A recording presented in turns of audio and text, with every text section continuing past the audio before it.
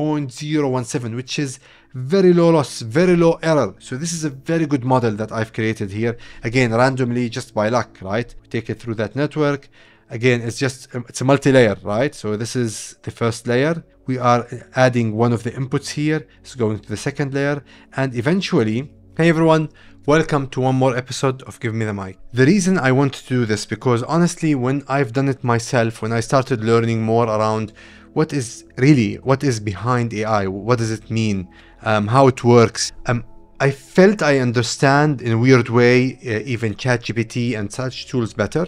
I think for everyone who is really eager and excited about AI, you should try to invest little time to understand what it is and get into that second layer of understanding it and what actually goes below the hood when it comes to these models or engines or whatever term you use to describe them. And the way I'm going to do this, how I'm going to take you step by step into the world of AI and share my knowledge. What I will do is simply I will go through public web pages that I found, some really exciting, interesting tools I found online, and I will showcase what I learned from AI. I'll try to digest what I spent hours doing into hopefully something less than 10 minutes. And by the end, I will introduce some cool things you can do with AI. And if you remember, we've done something around machine learning on Teachable Machine by Google.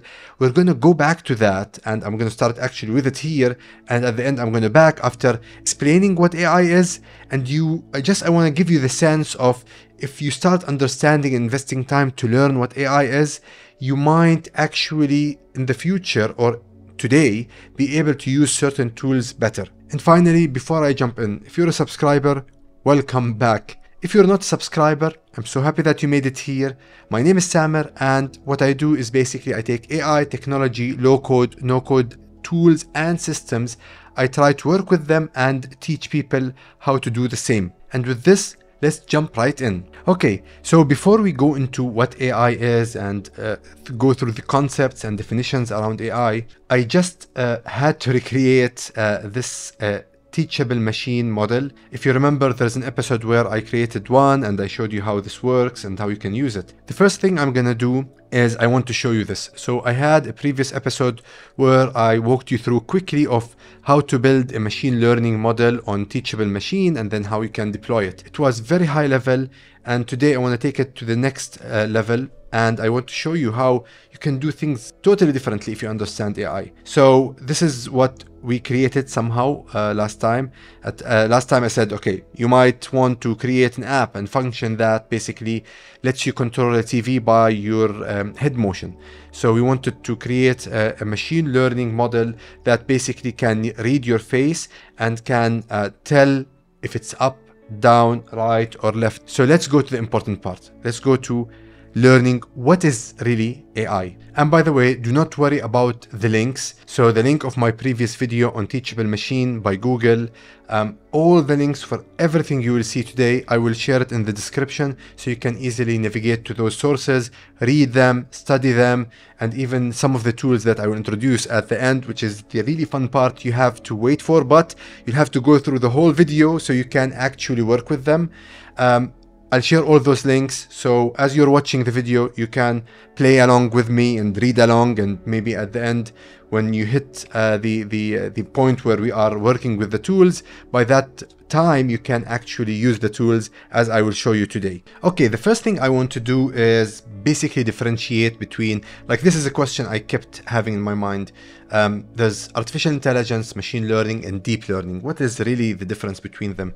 And I found this really interesting article that does a really good job of explaining that. So you can read it for yourself. Definitely, I'm not going to bore you by reading the whole thing, but I'll just take you to the highlight. And basically, we'll start with artificial intelligence. And what I understand today is that deep learning is a subset of machine learning, and machine learning is a subset of artificial intelligence. So it all is somehow interlinked. And honestly, reading the definitions, they can easily, someone might easily call a machine learning model as a deep learning model. If you're someone technical in this arena and you think, no, it's really a crystal clear kind of definition, maybe you can point me to something in the comment section where I can learn more about that. But from reading the definitions here, I think it's a little bit fuzzy, and I think that makes sense and it's okay and fine. So let's start with artificial intelligence, and basically it's something that recreates human intelligence and behavior using algorithms, data, and models. AI predicts, automates, and completes tasks typically done by humans with greater accuracy and precision, reduced bias, cost, and time saving. So it's a very broad description of artificial intelligence. Today, I think this makes sense when you look at tools like ChatGPT and other tools that give us imagery or replicate sound or voice. Reading this, the way I would describe it is AI is basically the end result. It mimics human intelligence by doing tasks or by providing information. For example, we have all the buzz around generative AI. So this is part of that end result. It can do actually actions for us. We can see that popping here or there through, for example, developing code. I think that's, you can consider it a task. So I asked it to give me a code, it will code for me. And recently I'm seeing even in ChatGPT Turbo, it actually can run the code at some level for you and debug it. This is how I would describe artificial intelligence. It's the end result that is able to generate information, perform tasks based on prediction. So that's this thing we build up through machine learning and deep learning, as I understand it, is the ability of the machine to predict and perform actions based on that prediction, which for us seems like magic when you ask artificial intelligence about a question about space. And without direct information with AI, it can basically from some information it has, it can basically build up that knowledge or text for you. Obviously, we always run the risk of hallucinations, but that's something else. Okay, so that's AI. The next one, I'll not go into everything you see here, but I'll just go to the specific things we want to understand today. So what is machine learning? So machine learning, or ML, is a type of AI that uses algorithms to learn from data to make sense of it or predict a pattern. Machine learning uses methods from neural networks, operation research, and physics to find hidden insights within data without being programmed where to look or what to conclude. For example, machine learning is used to develop self-learning processing where software is given instructions on accomplishing a specific task. The machine is then trained and learns how to perform the job by analyzing relevant data and algorithms, allowing it to understand how to accomplish the task and then evolve its performance. So basically, this is, I think, the heart of all of that. Machine learning is a kind of algorithm, or code is the easiest way to put it, and or equations, mathematical equations, that you basically give it some data. It will learn from that data. It will start predicting the outcome for similar data when it's fed that. And with time, it is able to actually perform those tasks. So for example, if you have some data around COVID numbers, the data sets from COVID days. So you were able to give data about different patients and their ability to deal with COVID, the amount of time they had to go out of work, like whatever information you have. So you can feed it that data and then test it if you feed it totally different data points for totally different patients and see if it's able to predict for you in the future basically how many days people will be out of work if they get COVID. I'm just giving you as a random example. But this is how basically I understand machine learning. And we'll go in more details around it in further steps of this video. Now let's go to deep learning. Deep learning is the evolution of machine learning and neural network, which uses advanced computer programming and training to understand complex patterns hidden in large data sets. Deep learning is about understanding how the human brain works in different situations and then trying to recreate its behavior. Deep learning is used for complicated problems such as facial recognition, defect detection, and image processing. Now, maybe if you're like me, just scratching the surface on these concepts, you are as well confused when you look at the three definitions. You can create your own way based on your understanding of how you differentiate the three terms, but also you can see how overlapping they are. So there are elements of the description here of deep learning of artificial intelligence. But basically, again, the way I understand it is if you have complex data, complex problem, it is where deep learning is done.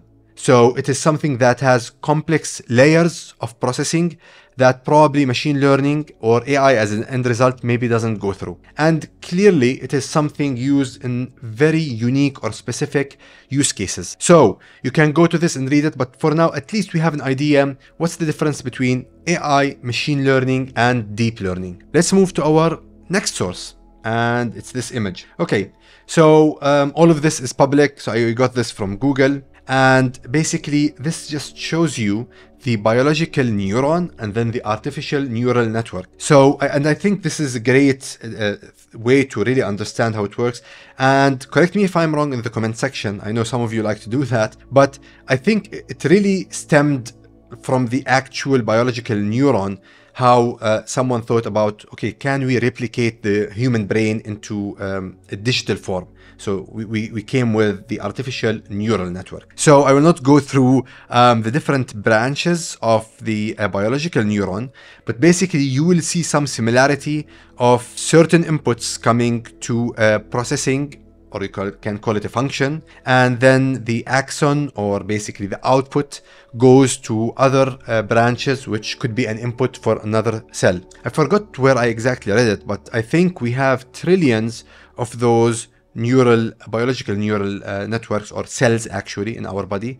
And all these exchanged signals, some of them I think are electronic or electrical nature and chemical as well, generate our consciousness and our thoughts and our IQ, basically our ability to solve problems and comprehend vision and objects and whatever is around us. So someone basically looked at that, and I'll go later into the history of all of this, but someone basically looked at that and said, can't we replicate it? And this takes us to the artificial part. So someone wanted to make it artificial, and it's all equation. Really, I think the other way to describe AI, it's basically mathematical equations, complex ones that solve problems. Then you have computing power, something essential for you to run billions and billions of operations to get this kind of artificial intelligence, machine learning, or deep learning. And then data. So data, there are different types of data, but basically we need to feed data to teach models and then test models. So if you have these three elements of computational power, really good mathematical equation or functions, and then data, this is how you build AI, machine learning, and deep learning. So if we look at the artificial part of this, you can see we have 1, 2, 3, and 4 inputs, and they're named here x1, x2, x3, x4. And then you have these W1, W2, W3, W4, and these are the weights, and these are probably the most important aspect of artificial intelligence or the neural network. And then you have the sum function, and this is basically, it's a compound sum. So basically x1 multiplied by the weight 1 plus x2 multiplied by weight 2, x3, and so forth, until xn multiplied by weight n, and the outcome is recorded here or registered here. And then there will be something called an activation function we will get into later on, and then an output. So that output could be a 1 or a 0. So it's part of the digital ecosystem now. This is one neural network. So imagine billions of this. So for now, what you need to understand of this, the fundamental concept of artificial intelligence is basically billions of these networks, which is basically mathematical equations. So you have a value, an input, and a weight, which is again another value. And then you have a function, some function that will take the compound of both at all the inputs and sum them together. And then you have a function called activation function, we'll cover later. And then you get an output. The output will be probably a number, right? You put all of these together, you will start to get some kind of output. That output could be a prediction. That output can be translated at some point to an image. That output could be translated into text. So we'll look into that evolution later on. But this is the fundamental and the core concept of AI. And the one I want you to keep on the top of your head all the time across this video is these weights. Everything else we cover is basically a parameter or a hyperparameter, what they call hyperparameter, that we are tweaking to get the optimal weightage of all these inputs. Because when we get those weights that give us the prediction that we want, then we freeze them. This is like something just to keep in mind. As I progress, probably you'll get it more, or I'll confuse you more. Let's see. Okay, so we saw that image that explains the neural network, the biological network, how they correlate.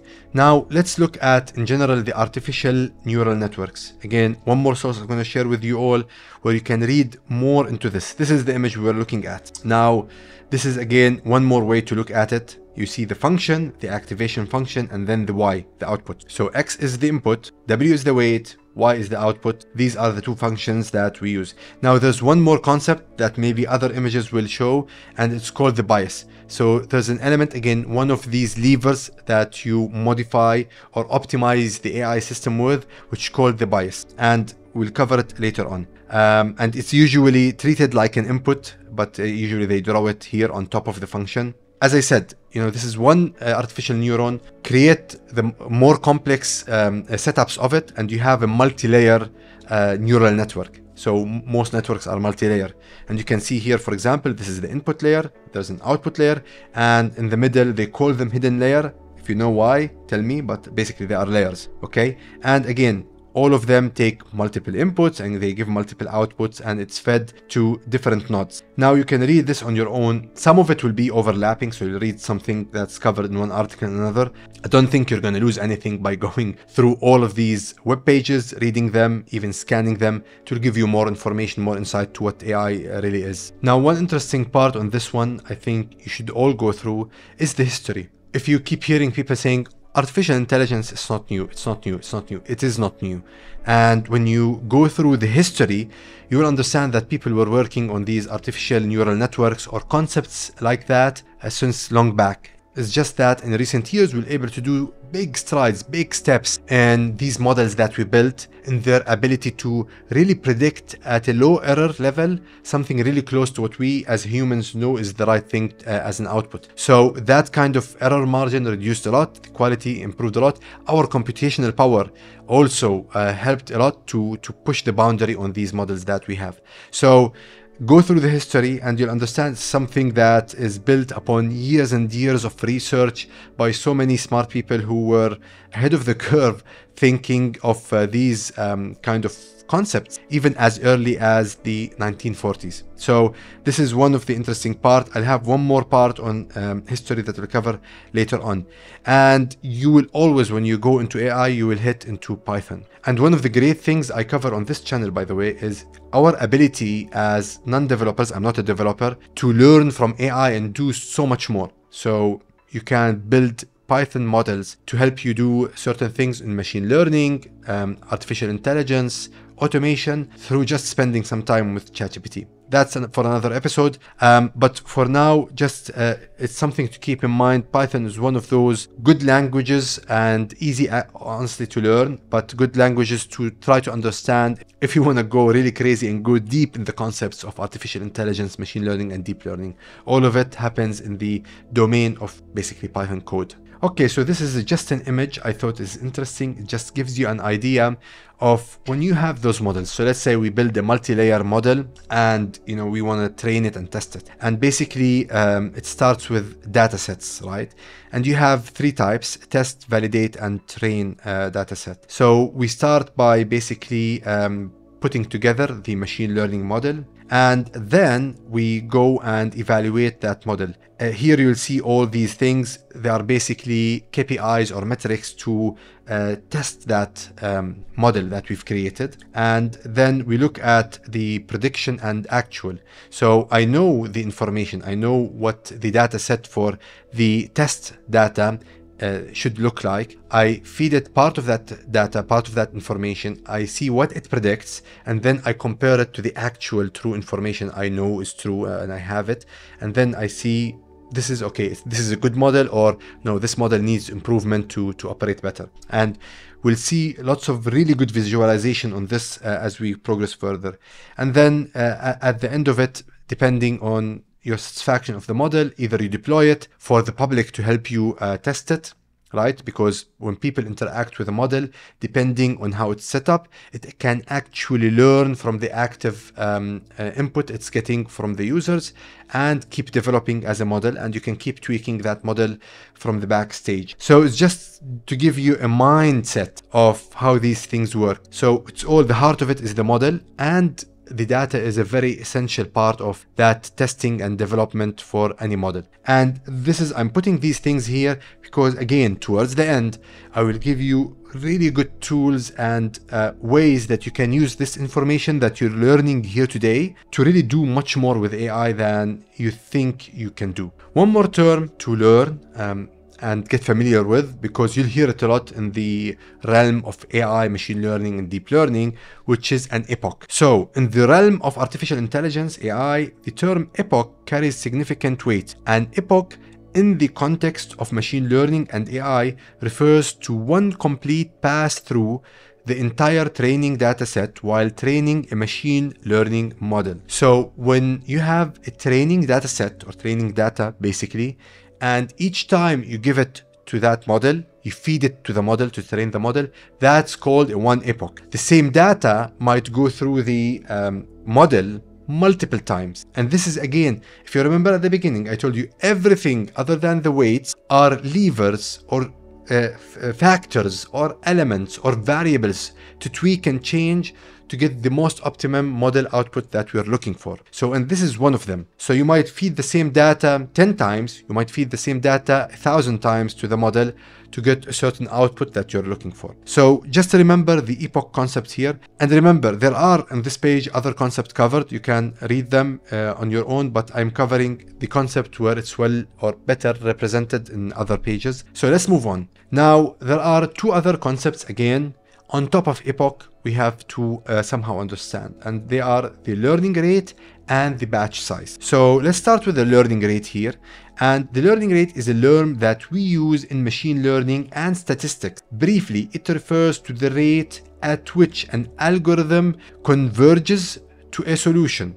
Learning rate is one of the most important hyperparameters for training neural networks. Thus, it is very important to set up its value as close to the optimal as possible. The way I understand learning rate is if the model is an engine, okay, how much you want to rev that engine to get the outcome that you want. How much you want to push the model to achieve its learning goals. Now, I think this is a very delicate balance, because if it's too low, it will take a long time to achieve that optimal point of learning and giving low error output that we are aiming for. And if you push it too much, it can go crazy, basically beyond that optimal point, and where, I don't know if the word hallucinates is the right one in this context, but here you can see this is like a demo showing a learning curve, basically. So this is a model closely going towards the local and optimal point of its learning. So if you put the learning rate something reasonable, it will go slowly until it hits that point and you'll get the output you're looking for. If you push it too much, it might go beyond that point. Okay, and we'll see a demo of that later on. Now, the other thing we want to go to is the batch size. So the batch size defines the number of samples we use in one epoch to train a neural network. There are three types of gradient descent in respect to batch size. So batch gradient descent, stochastic gradient descent, and mini batch gradient descent. So the first one uses all sample from the training set in one epoch. This is the definition of epoch as we read it, right? The other one uses only one random sample from the training set in one epoch. The third uses a predefined number of samples from the training set in one epoch. So again, it's just one more lever we need to play with to get the optimum output. Again, all these are, I'm giving you the high level concept. Behind each of these, there is complex mathematics. And if it's your thing, you can dig deeper and deeper and deeper into these concepts and learn them probably much better than I'm telling you here.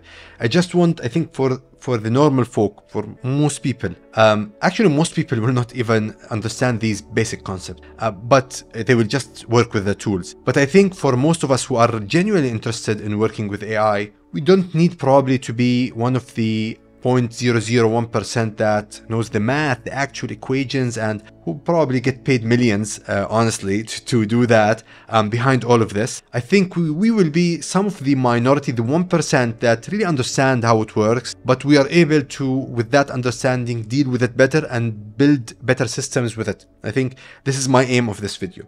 So just understand this is the batch size. It's basically how much of the training data set you want to insert in each epoch. You can do it on random basis, as we've read here. You can put the whole thing.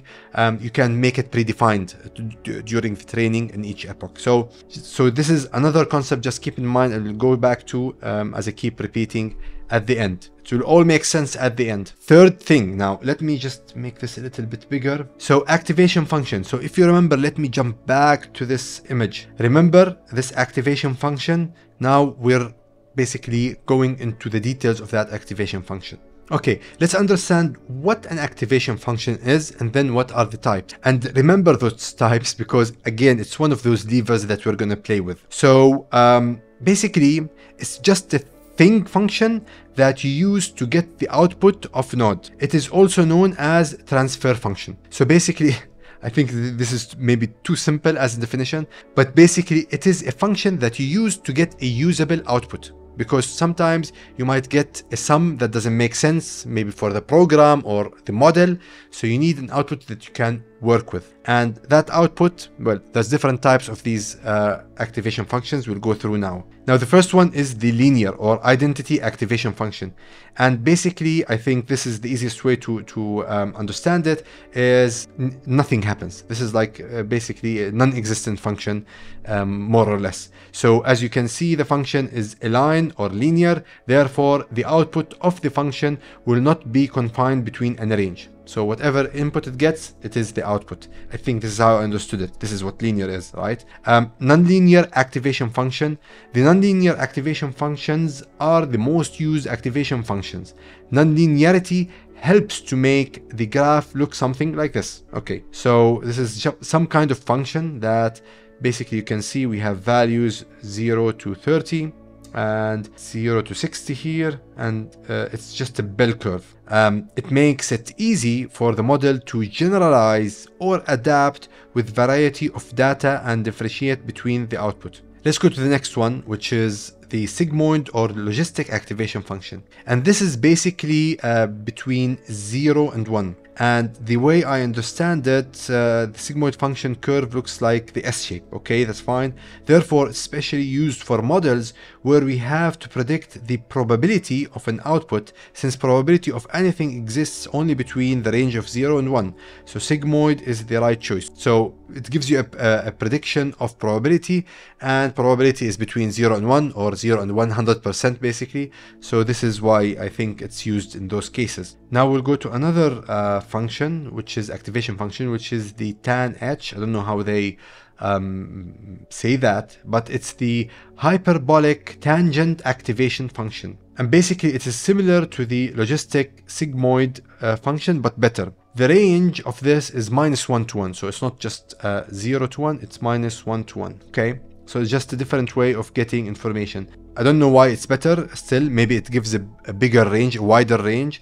But basically the sigmoid logistic function, it gives us between 0 and 1.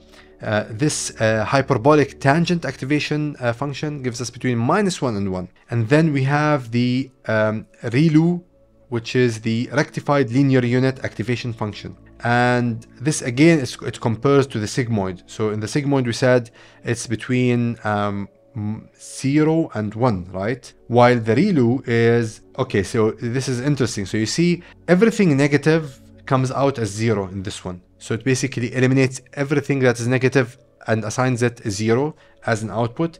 And then it's linear for anything positive. So it gets, let's say, a 0.5, it will get a 0.5, it gets a 5, the output will be a 5. It gets a -2, the output will be a 0. So it will eliminate all the negatives and it will place them as a 0. And as you can see, the ReLU is half rectified from bottom. Fz is 0 when z is less than 0. and fz is equal to z when z is above or equal 0. So as I mentioned, if it's negative, it will the output will be 0. If it's positive, the output will be the same as the input. Leaky ReLU, and I think this is just a modified version of it, where it allows a factored kind of negative value. I don't know if they mentioned the factor, yeah. So the leak helps to increase the range of the ReLU function, usually the value of a 0.01 or so. So again, you can see some of the math of these functions. The only thing to keep in mind is that the activation function is something that we use as a, you can call it a final filter, to enable us to get the output that we can use in further neural networks or in other functions, because the output could be simply a choice or a selection or a feed for another model or a tool. So but it's very important to understand what those means. Again, it's one of those levers we're gonna play with. Let's move along. Now, this is one really important concept to understand, which is performance metrics. We start to understand all these levers, basically the parameters we change to train the model. We have the data, we feed the data, and now we start getting the model to run. Let's just play it in our mind, because later on I'm going to show you. How do we judge if it's a good model or not? Like, we need to understand on what basis, what's the data that we're going to use, or what's the metrics we're going to use. And this is what this article exactly talks about. So there's something called the confusion matrix, precision, recall, and F1 score. So these are 4 concepts. Also, it's good for us to understand, because later we're going to use them to judge models that we're going to play with. So what is the confusion matrix? Basically, the confusion matrix, it's a matrix of size 2 by 2 for binary classification, with actual values on one axis and the predicted on another. So whenever we have data and we get the system or the model or the AI or machine learning model to predict for us outcomes, we have the actual complete data. We know what it should predict. We have what it actually predicted. So what we do here is we place them on this kind of 2 by 2 matrix. And you can see here on the top part, this is what we know. For example, this is looking at negative and positive, or true or false, you can call it, type of data. And here we can see that we know the actual negative. So let's say it's a disease type of thing. So we have patients with negative to that disease and positive to that disease. This is the actual data that we know. This patient is negative, this patient is positive. And then what it predicted, so as negative and positive. Now, when you match them, you will get true negatives. And this is basically, it's a prediction of a negative that the system caught as negative or predicted as negative, which is good. The other one, which is positive, it's a true positive naturally. So something that was positive case and the prediction was able to tell that it's positive. Now, where things, basically the error areas we have to look at is basically the false negative, where it was a positive but the prediction gave it a negative. So imagine someone with a disease. If you want to have a reliable system, you want, especially for the positive case, which could be a chance to really a life-saving action to be taken early on, you want to capture that those cases are positive from the data. And then you have the false positive, where it predicted it is positive, so basically you scared the hell out of someone, while in actual or reality they are negative. So this is how, it's one way of looking at how the model is working and what data we are feeding it. It will give us an ability to judge that model. This is what you want to learn out of this confusion matrix. There's lots of calculation behind it. It's not complex, but it's just concepts that gives you mathematical basis of how to judge the models. And this is what will take us to later on the precision and the recall. You will see the definition of each of them, and then you'll see the fundamental equation. And this is like the basic rates you can get out of this matrix, which is the true positive rate, the false negative rate, true negative rate, and the false positive rate. And you can see basically how it's calculated, the logic. You can go through it on your own. What I want you to learn out of this, that it is as important, if not more, to not only to build the model, but also to understand how we can measure its outcomes in a consistent manner to be able to improve it, tweak it, as we go and do that in cycles and judge it as a model, because at some point we might decide to discontinue a model or deploy a model for the public. So now precision and recall are again two KPIs around the quality of the model. And the precision is basically out of all positive predicted, what percentage is truly positive. So precision is true positive divided by true positive and false positive. So if we go back to the model, so basically from all the positive predictions, what was true positive and what was a false positive. So this will give you one way to look at the performance of the model. So for example, there's an example here. So we have 10 true positives and then 22 negative or false positives. So the precision here is basically 10 over 32, 10 plus 22. And you can just make up that percentage and you do the calculation on your own. But this is again one way to look at it. So for example, for this model, I would note this down. And then I will play with the other elements and see how it changes. Now, the recall is out of the total positive, what percentage are predicted positive. It is the same as true positive rate. So basically here we're looking at the true positive across the total. So let's go back and look at this. So for the recall, it is again the true positive divided by all the positive of the actual data. The precision is comparing the true positive to everything positive predicted, and the recall is the true positive compared to all the actually positive cases that we have in the dataset. So here we're comparing the true positive with the total of all the cases that we know are positives. So the way I understand those two concepts is that recall will give me the performance of the model from the perspective of the actual information, right? The real information that I know is true, while precision, it will give me what actually was true out of the prediction. So I'm looking at the prediction on one side, and then I'm looking in the recall at comparing it to the true information on one side. So for example, for this one, we're gonna go and basically take 10 over 18. So we get the percentage there if you calculate it. So play with it, read this article. Again, the link will be there. You can run the calculations on your own just to get a sense how to judge them. Before we go to the next page and the next concept, there's something called the F1 score, and it is a harmonic mean of precision and recall. It takes both false positive and false negatives into account. Therefore, it performs well on an imbalanced dataset. Honestly, I didn't really comprehend that when I read it, but basically what I get from it, it's a more kind of dynamic type of way and measure of the performance, and it's maybe a special case use of thing, the F1 score, where you're dealing with what is called an imbalanced dataset. And there are structured and non-structured datasets. I don't know where the imbalanced one falls. If you know what this is talking about, please leave a comment. I'm educating you, educate me back. Leave a comment in the comment section.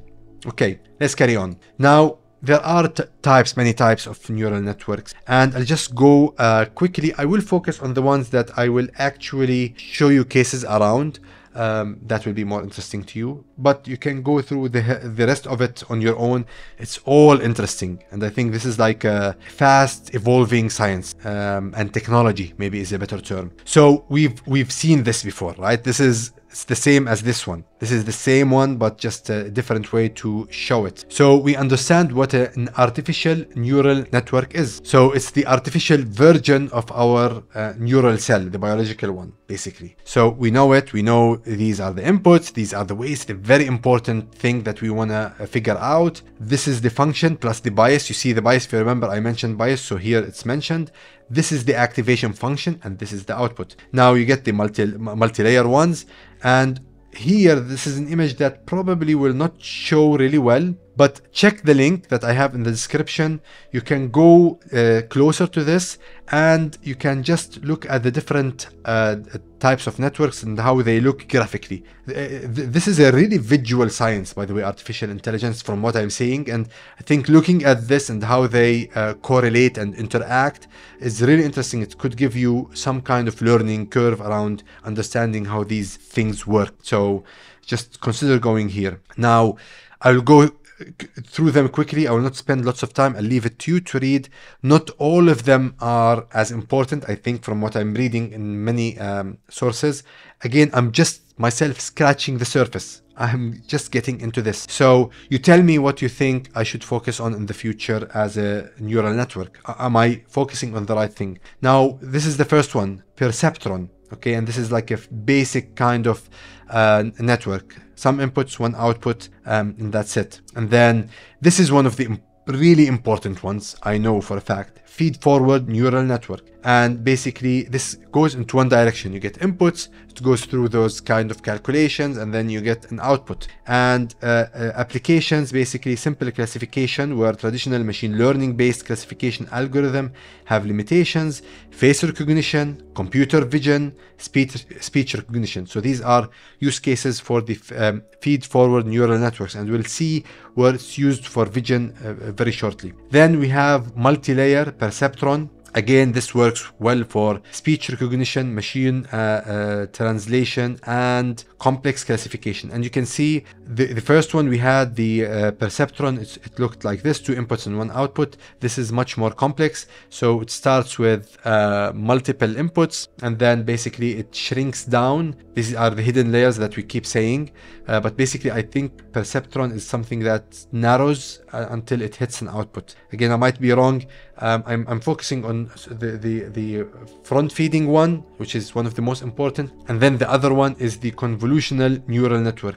This is something I'm gonna show you lots of demos around as we go forward, but this is one of the most important ones to really understand and learn. And basically this touches everything we know today when it comes to vision, analyzing images, generating images. It's part of all of that. And you can see it's not like all other kind of neural networks. So it starts with an image, and then it does a convert, or basically a process for the image, and then it does pooling. We'll go through that later on, and then again convert or convolution. Basically, in other sources they say this is a convolution, and then it will flatten the output to be able to layer it as an input to a feed-forward network that we've just looked at. There will be multi-layer of that network with hidden layers, and then it goes to an output. Now, you see this ReLU? We just looked at this in the activation function. So it's again coming here. So it's something that is also used in these convolutional neural networks that are most image-driven type of networks. So these are image processing, computer vision, speech recognition as well, and machine translation. We'll go later, very shortly, in depth on this one. This is one of the more exciting ones where you see lots of samples online to play with and test that anyone can do, no code, low code kind of thing. And then there are other types, radial basis function neural networks. Again, you can read about it. I'll just leave it up to you.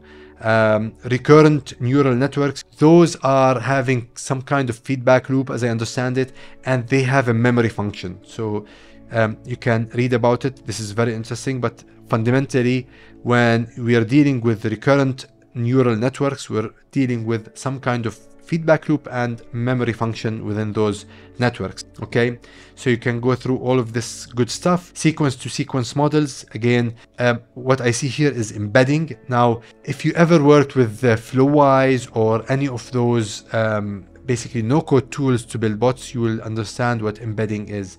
And usually basically it will take some kind of input.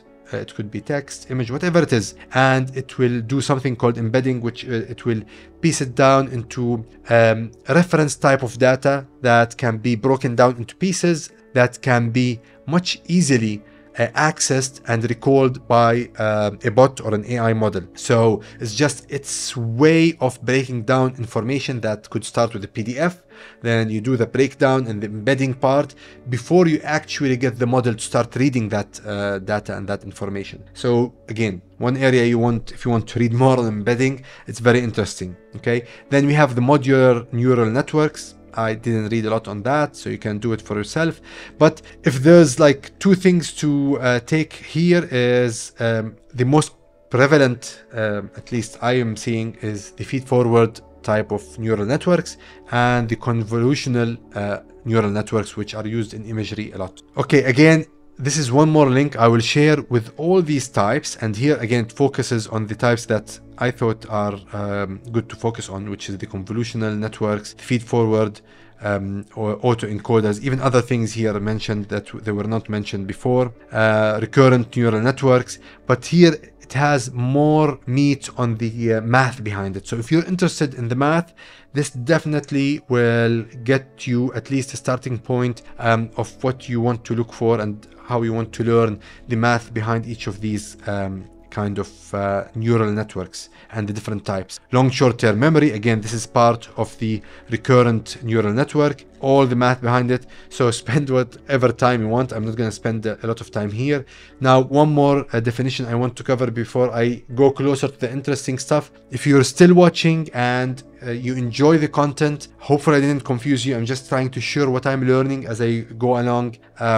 Don't forget to like this video, hit that subscribe button, and please write a comment in the comment section. Do you think these type of videos are giving you a value that you expect from it when you click that video, or you think I should do it differently? So please give me a comment. That will be valuable for me. So there's something, again, it's called a flop. And by the way, when you go through the learning process, you basically look for something, find a term you don't understand, Google it, or go to ChatGPT, ask ChatGPT about it. Learn that concept. Go in iterations, you learn. It takes time. There's people who dedicate their life to this thing. We're trying to learn quickly on the whim, but I think we can do with AI what probably took someone 10 years, we can do in less than 6 months. My thoughts around this. So a flop, it's just one measure that I think now I want to show you a demo, or like a visual, which will be important to understand what a flop is. So a flop in the paradigm of AI, flops denotes the number of floating point operations executed per second. This metric essentially measures the computational prowess and processing speed of AI-driven algorithm and models. Basically, I think it tells us how much computational power is going behind a model to work. This is, again, more concepts. I know there are a lot of them. You can pause the video, do your own research, check the link, read it, go back in the video. Believe me, I'm walking you through a trail of things. At the end, it will all make sense why I'm taking you through all of that. Okay, so here I'm talking about regularization, a method to solve overfitting in machine learning. So overfitting is a problem. Okay, you can read more about it. One of the levers that we will get involved if we go deeper into AI and modifying these models and playing around with them is regularization. So regularization is something that we're gonna always hit in different models if we want to tweak them. So it's just high level, just to understand what it is. And to be able to explain that, there's two things we need to understand: bias and variance. Bias, I think we already know. You know, the thing that I said, sometimes it comes as an input to the function in the neural network. That's the bias. It's just a factor, you can call it. And then there's the variance. So we'll get a variance, we'll get many terms that basically refer to the error in between the output, the prediction, and the actual. And understanding these two concepts, we can now maybe go through what is regularization. And it's basically, it tries to tune the parameters in the target function, hoping to make the model less sensitive to fluctuations. It just adds an extra term to the cost function that's being used to evaluate the model. This term controls the parameters in the target functions and makes sure that they don't take extreme values. We are going to see how it works. Okay, so basically this will explain how it works. So basically it's something that will do, it's a function on top of a function. It will regularize the outputs of a function in a certain way. It sounds like an activation function, but it's just a concept. Again, one more lever you have to understand. And it has to do a lot with how the variance and the bias affect each other and work with each other, and how those push the output of a neural multi-layer model basically to be. So basically it can regularize these functions and how they derive the output. So just high level understanding, you can read more on it on your own. Now, I will not go into this very deeply. One more interesting piece I will share with you. It shows you the history of all of this. And you can see the history goes back not only for text, it's like vision, games, drawing, language, and other. So it's all starting in the 1940s up to our day and age. You can go through it, lots of interesting things about the history of AI. I think it's always important to understand where something came from, so you can really appreciate maybe and comprehend the whole thing as it looks today. So if you find these concepts complex, that's fine. People are working on this like since 80 years. So it's okay if you're struggling on your first week or day or month or year to really understand what artificial intelligence is. That is fine. So here we start going into the interesting part. So if you stuck so far, thank you for doing so. Now I'm going to introduce some interesting things that you can learn, use, play with on your own. Okay, and now everything will come together. All the concepts I've explained will help you do the things we're going to do now. So this is one more link about convolutional neural networks. And if you remember, I showed you quickly before of how they work. So we said there is things called convolutions, and they are functions that we do and we perform on an image, and those convolutions are basically functions. Some call them kernels, and the easiest way to describe them is just a way to manipulate the image so you can do more with it in the neural network. Now the second part is the pooling, and pooling basically, the easiest way I would describe it is summarizing some data with smaller data. So to think about it on an image perspective, I have 10 pixels. Can I summarize them in 4, let's say? And I'll show you demos around how it actually works. This is the interesting part we start getting into.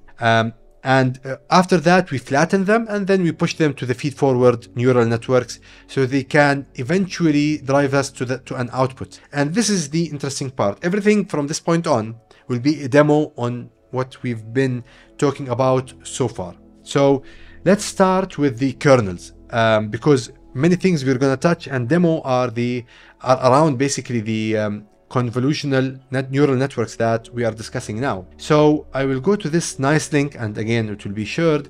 This will show you how all of these things work. So if you see, when I hover over this matrix here, this is one of the matrices that you deal with when you look at an image. And this is, to make it easy, this is a grayscale image. Basically, it's on a scale of 0 to 255. And I think the 0 is, or the low value 0 is like pitch black, and 255 is white. So if I can go here to the white, it will be high value.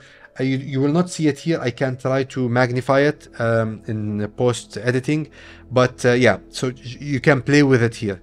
And basically, this is how a model reads the image. It's a matrix of numbers, right? And a kernel basically is a function, something that you do with the image. And when it's a function, it basically takes all these different inputs. Remember what we were talking about, inputs, and then there's a function and there's a weight that we assign. And it's a function of multiplying the inputs to a certain weightage. So these are the weights. So if you see here, for example, this is the blur function, and you can see the inputs, the input values are multiplied by the weights, and you get a certain output. Okay, so this is the matrix here. These are the weights. So let's change the function. For example, I don't know what this is, identity. Okay, it does something else, and it just multiplies everything by 0 unless, okay, only this one is multiplied by 1. Okay, let's go for something that is familiar. Sharpen. You can see how it works. Okay, these are the value of the cells multiplied by the weights, and you get an output. So if you see here, a nine section type of pixels, if this is the right term to use, has one output. So the way it looks at it, it will start, I think, with this. Yeah, so it'll start somewhere like here. Yeah, so it will start with 4 and then start moving across all the pixels until it gives you a complete output of the image with this function. These kernels are used to get interesting features, I think the way to describe it, out of an image so the model can process it later on. So for example, facial recognition, you're looking at a face, I would assume maybe it's trained to just pick up the eyes, pick up the distance between the nose and the mouth. These kernels will amplify those features and then it will go to the pooling. So it will take specific information out of that, and then it will go to the flattening and the feed-forward neural network. So you can play this with yourself. You can read about it. You can even, I think you can add here a file of your own and see, work with it here. But again, this is just a quick look of what are kernels and what really happens at the first stage of the convolutional neural network. Let's go to the really interesting part. Before I go to this one, this is tensorspace.js, and basically this is a visual way of showing you the convolutional models, right, the neural networks, and it has different deep learning models or machine learning models that it works with. If you look at the history, some of them are older than others. You can have them here on the left, and when you go to the link, I'll share the link with you. It's tensorspace.org or .js. You can basically select different models, go inside and play with it. Let me start with something just to give you. So this is the ResNet. I think this is one of the older models of deep learning. So I'll click on it and it's okay, it's downloading. So I think we have it running. So you can see there's an image of a dog. So you can see it. It's a very interesting thing to do. It's a visual way of looking at this model, and you can just, it will give you instructions of how to play with it. And let's go and zoom. Oh, so you can see these are all kernels playing with this in interesting ways. And let's just zoom closer to the end. I think this is it's predicting actually the content of the image. That's really interesting. So maybe I'm mistaken, it's not one of the older ones. So I'm just trying to know how to navigate this. Oh, so okay, so you can see even some of the links. So if we click, oh wow, now it's interesting. So we click at each of the kernels or layers, and it actually tells us how it's basically doing either that convolution and then sampling. Let me zoom out. So you can see we can look at it step by step, and if we want to remove a step, we can just hit negative and close it. But you can see each of these are convolutions is doing, and then pooling. I think it's just a stack, convolution and pooling. So, and you can see the links. And by the way, all of this is at the heart of it. It's what we showed at the beginning. It's neural networks, it's inputs and outputs, and it's different ways of basically breaking it down, making it more digestible for the model. So this is why we do, I think, pooling, which is basically downsampling big images or big chunks of data within those images. So this is, and by the way, you have to click on the playground to go into these things. Okay, so this is one of the ways to look at it. Let's go to something different. Let's go maybe to LeNet. I think this is the one of the older ones. Okay, I think this is, yeah. So here, what we're doing in LeNet, maybe this is much easier to explain. So we write a number, I think here, and it is the whole model intention is to predict that number. But okay, this is running already on 5, so you can see someone basically wrote 5, and then there's the first level of sampling. I don't know if this is a kernel or not, but here you can see this definitely is a kernel. So some kind of different kernels to create different ways of looking at the image. You can see all of them are, it's highlighting basically a different feature in each of them. And then we go to the 5, and again this is a sampling. So you can see it's just taking this one, making it smaller. So this one 82 by 82, this one is 41 by 41. I guess this is pixels, I'm assuming. So it's just sampling a bigger piece of data into a smaller one. Then after the sampling, again a different kernel. So it's taking each of them and getting different ways of looking at features in it. And then again sampling. You can see this one was, it's mentioned, right? 10 by 10. This is 5 by 5, I guess. Then here, what we're doing, we're flattening. So remember when we said flattening? So we're taking everything. I don't know if it's clear for you. It should be clear. We're making it flat. We're making it a 2D kind of thing. So we can now take it into feed-forward type of neural network. And this is where it happens. We take it through that network. Again, it's a multi-layer, right? So this is the first layer. We are adding one of the inputs here. It's going to the second layer. And eventually, we're getting 5. You can see it here. if I zoom, yeah. So the other one was slow, by the way. This is why it was a problem. Maybe this is a smaller model, so it's faster to react. So the output is 5. So it's ready. So let me try something live now. So let me try to write something. It's predicted 2. Let me go around so you can see the right number. So it's predicted 2. So you can see it's working basically. So now you understand how this, you have some idea of how this works. There's lots of math behind it, but it's good to see the visualization of how image AI works. Let's do one more and then we can move to one other thing which is really interesting. So let me do a 0. I don't know if it has a 0. It has a 0. And I think it's up to 9, right? So let's make clear. Quickly, let's do a 9 this way. I have a bad handwriting and it was able to tell me. So imagine like what you had, maybe autocorrect or basically autocomplete, which we had since 10 years or more. This is basically one of these deep learning models is behind it at one point probably. So go to tensorspace.js, play with it. So this is one way to look at it. Another side that I will share the link to look at it. It's similar to this. So you saw it was a little bit of an issue for me to work with this because it's 3D, which is not a bad thing, honestly, especially for convolutional neural networks. But if we look at it 2D kind of look, and this is similar to what we were just looking at. So this is one of the models. I don't know if it mentions the model here. I just found it online. So it just tells you the different layers. So you have an input layer, convolution layer 1, which is the kernels, the first convolution, downsampling layer 1, convolution layer 2, downsampling layer 2, fully connected layer 1. I think this is the flattening, fully connected layer 2. So these like flattening, and then you have the second layer of the feed forward neural network, and then the output layer. So you can see them in 2D here, which is maybe a little bit easier. You can activate, deactivate these layers. So you might want to play with it. Maybe having, let's do this. So let's hide the second convolution and the second downsampling. And let's try to get this to sample, or let's test it to guess a number.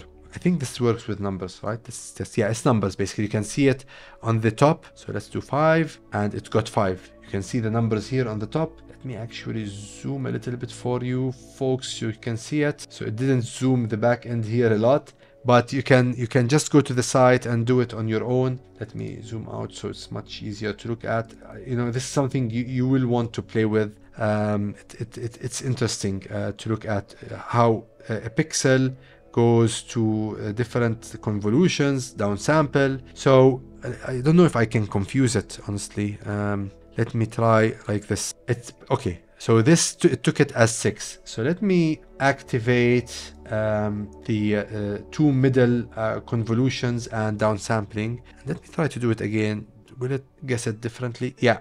Now it guessed it as 0. So you can see it's very interesting. Play with it. I think it just gives you an idea of how AI works, machine learning works. Maybe it's not something you're gonna use every day, but as you go through the evolution, you hear news, you'll start hearing all these terms I introduced today. And it's amazing to just to know that and play with it. Okay, now the crown jewel of things we're gonna do. 2 things. One is one more way of demoing AI, machine learning, and deep learning. And the final thing, we're going back to teachable machine. Let's go to this. So this is, I think, by Google. It's basically TensorFlow. It's a playground.tensorflow.org. I think it's something for Google where you can create a model, play with it. And this is like, you're not building it on your own data. It's basically it's a visualization of a model trying to solve a problem. And the problem here, there's different problem you can select, but essentially the fundamental problem is telling which of these imagery is orange and which is blue. You can challenge it, you can add to it. Now you can make it complex. I think this one is the easier one. Then you have like the spiral. So I think the spiral is maybe more complex than others, but you can play with it. This is your data input, and here basically remember the x1, x2, and then you have the multi-layer network. So here you have the first layer with 4 neurons. Remember, each neuron has the inputs, the function, and then an output, and you give them, you give it two. This is the hidden, I think, layer, and this is the second hidden layer before it goes to an output. So these are the layers here. Now, what you can do is you can add also neurons in one layer. You can add a layer here and also add to it, and even add here some layers. Now everything will come together. See here, there is the epoch. When you hit play, we will see the epochs. So how many times we run the training data to the model. And on the output side, on this section here, we're going to see how it's predicting what's orange and what's blue. We'll monitor that, and then we can play with the learning rate. Remember the learning rate? It's how fast we can get the model to basically learn something. And we said we have to tone it not too much but not too little. And then we have the activation. Remember these linear, ReLU, the tangent, the sigmoid activation functions. We can select one. Again, regularization. We touched on that, so we can select there's two different ones. I know we just scratched the surface on that, so we can select different of them, different like either L1 or L2. And then there's a rate for regularization, and this is what probably is linked to bias and variance. And then the problem type. So it's either regression or classification. What we're looking at here as classification, we can select a regression, which basically taking it to an original state. So we can look at that. So I think visually the classification is more interesting. So let me just show you something quickly and really interesting. So here also we have the ratio of training to test data. So we test with 50%, 90%, 10% of the data, and train it with that percentage and test with the rest. So let's say I want to train it with 70% and test it with 30%. Noise, basically, I think this just makes it harder as a problem. So let's keep it to 10, let's say. And batch size, remember the batch size. So how much out of the data you want to put at each epoch and feed it in the testing or in the training for the model. So I'll keep it just to 10 here. And let's start with this, and I'll play it. I'll play around with it here, and I'll try to see how fast it will really solve the problem, basically predict which color is blue, which color is orange, and then play around with some of the parameters, the levers.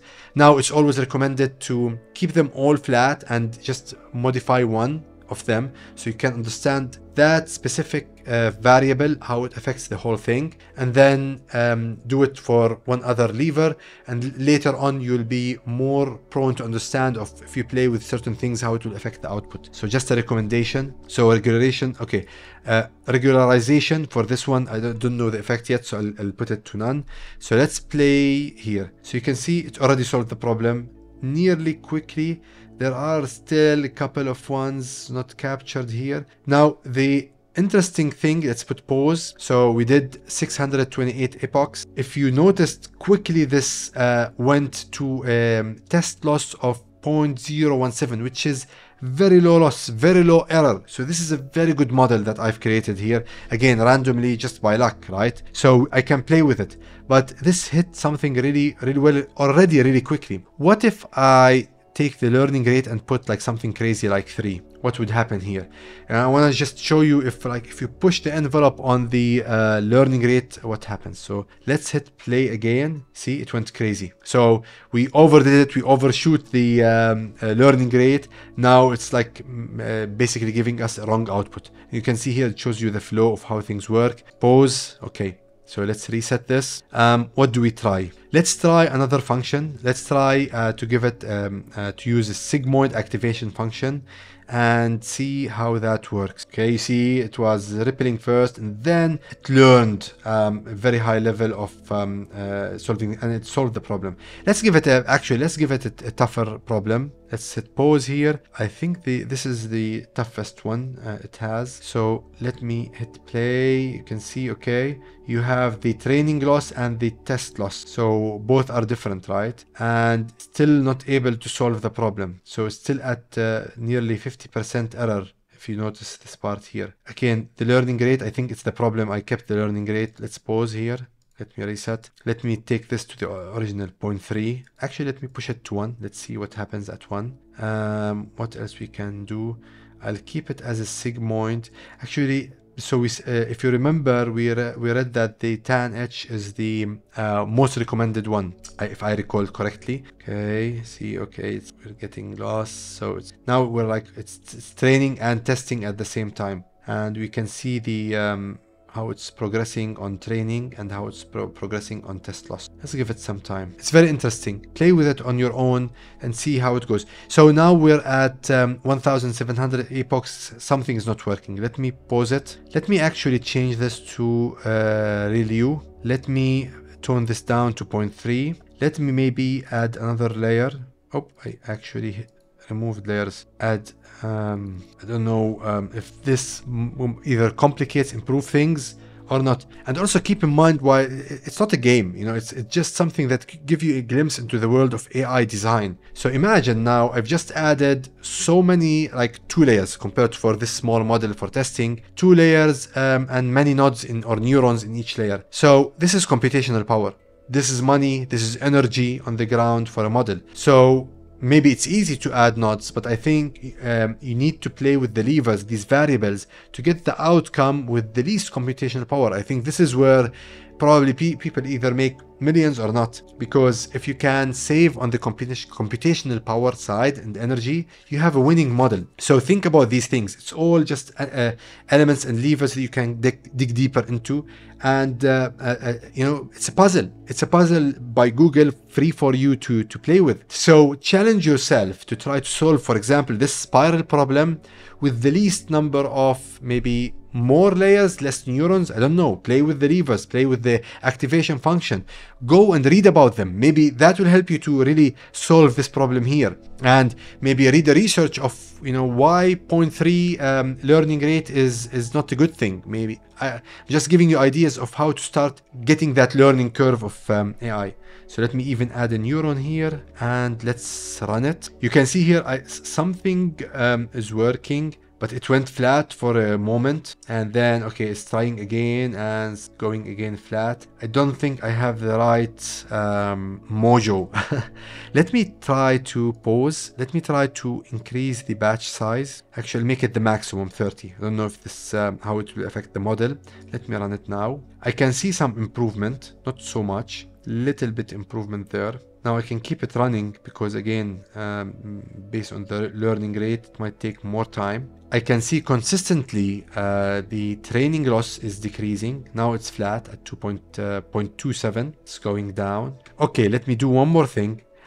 Maybe I'll fail, but I want to try to solve this in front of you. Let's add, increase the ratio of, so let's make it 90%, 10% between training and testing. And let me hit play now. I think this is much better already. The accuracy is very high. I think it's for the training is very high. Testing didn't figure it out yet. It's not as close as the testing loss. So let me give it a little while. It might actually figure it out in a little. So it took us maybe 800 kernels, epochs to hit this point. So you can leave it, play with it, or you can quit on it and try to figure something out. But anyways, so I'll just stop it for now, at least for the sake of this video and the sake of your time. One thing you can do here, you can show the test data and you can make the output discrete. I don't know how this helps, but again, some of the things you can do here. I think it's achieving a good point, but I think it's flat. I'm not going to do better here.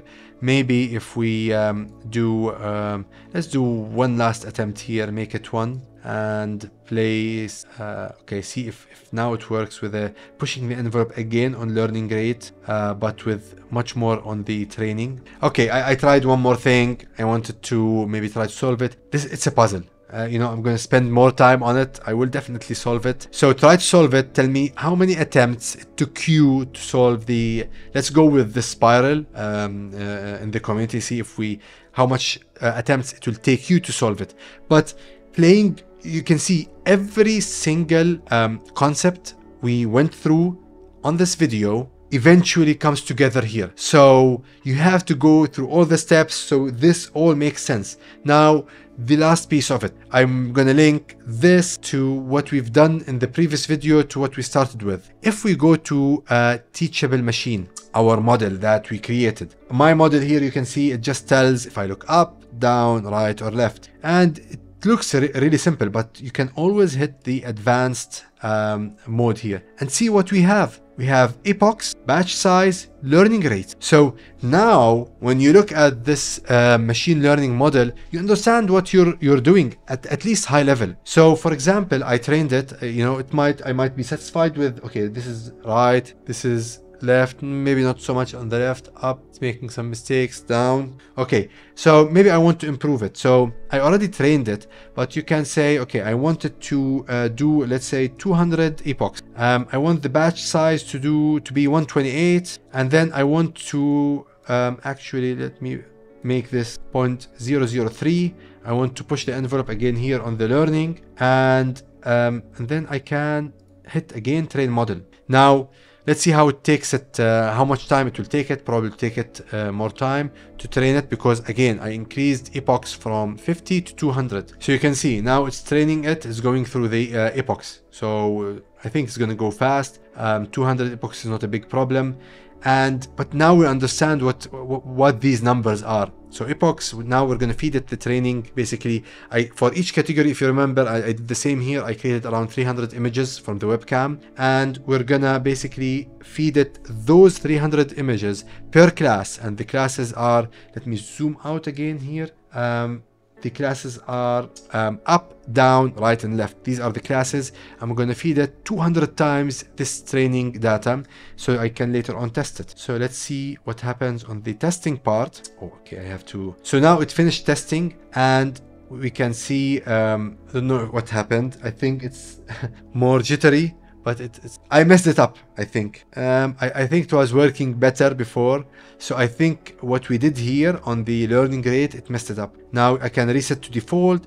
I can see what's under the hood. Let's click that. You see what we get? We get accuracy per epoch. So we can look at accuracy, and you can look at loss, and we can look at the confusion matrix, calculate the confusion matrix. Look at our matrix, right? So this is our confusion matrix, and you can see basically the one we looked at when we looked at the concept, it was basically positive, negative for the prediction and for the true state. So this is somehow the confusion matrix. So this is the prediction here, and this is the class. It has the picture, so it can know, okay, this is the picture of up. It will feed the model the picture, which I said this is up, and then it will put against the confusion matrix.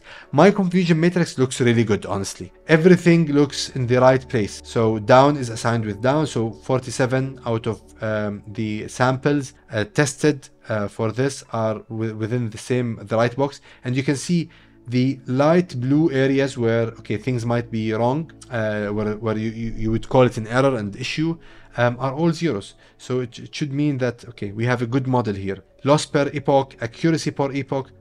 So, okay, you can even read some, it's basically explaining some of these concepts for you, which is nice. But at least now you can play with it while understanding what you're doing under the hood, and you can look at the confusion matrix, and you can explain to someone why this is a good model that I've created. And if you remember before we close, that you can export this model, and you can basically take the code and you can push it to your GitHub and tell people this is a good one. And how you sell it is, okay, this is my confusion matrix, this is my accuracy per epoch. You know the lingo now, you know how to start. And remember, when I didn't show you that before because it might not have made sense, but now when you export, you can TensorFlow.js Google's what we were looking at the model. You can take it there, I think. And then TensorFlow in general, and then this is TensorFlow Lite. I don't know what the difference, but I think eventually you can upload a shareable link for the model so people can test it, play with it on their own. You can also take it and upload it into a Git on a repository on your GitHub, and you can share it with others. So you can do so much with it. And that's it. So I will just, if I need this model for more testing and follow-up episodes, I will upload my model. Okay, so I uploaded my model, and I have a link. I can share it with others. I'll share this definitely with you. So it's a long episode. This brings us to the end of it. I hope you enjoyed it. My intention, as always, is to what takes me days and weeks to learn, maybe months. I want to squeeze it for you to learn in less than hopefully I try my best to do it in less than 10 minutes. Usually I fail, so then I try, my next attempt is less than 30 minutes. So I don't know where this will fall, honestly, because I recorded a lot. There's lots of interesting topics and concepts. If anything, it will give you just a high-level understanding. So if someone asks you, what is really AI? You can tell them about the neural network. You can tell them about the feed-forward neural network and the convolutional neural networks, and how the fundamental neural network works, and how you can layer it in multi-layers, and you get an output, and what's an activation function. So you can use that to learn more and maybe share your knowledge with someone like me. I would always love to get your feedback in the comment section. And one thing I would really appreciate if you tell me in the comment section, did you enjoy this? And do you think I should do more of kind of a high-level educational things around AI? As I'm learning, I'm not an expert. I'm no better than anyone watching this. I'm just putting some effort, and I think we all should do, so we can navigate this new AI era much better than most. I think this will be a big differentiator. And with this, thank you very much for sticking around. I know it's interesting and boring at the same time. I don't know how to describe it, but I appreciate every minute you spend watching my content. I appreciate every subscriber I have. I appreciate every viewer that still doesn't see value and they don't subscribe. And I'm gonna get them in the future. I'm gonna give you good value so you can subscribe. If you like the video, do not forget to hit the like button. Share it with a friend if you think they will appreciate it. And last but not least, do not forget to hit that subscribe button. Hit the ring if you really like the video and the content I'm bringing you, and put a comment in the comment section. This is the best metric my brain's AI would tell I'm doing a good job. If I create such an impact that I got you to actually type on your keyboard and say something back to me. I don't want nice words. I want new ideas. I want ways to improve. So nothing more to say than watch this and this video. Well, one of them is going to be the previous teachable machine video and some other interesting video picked for you. And with this, thank you and goodbye.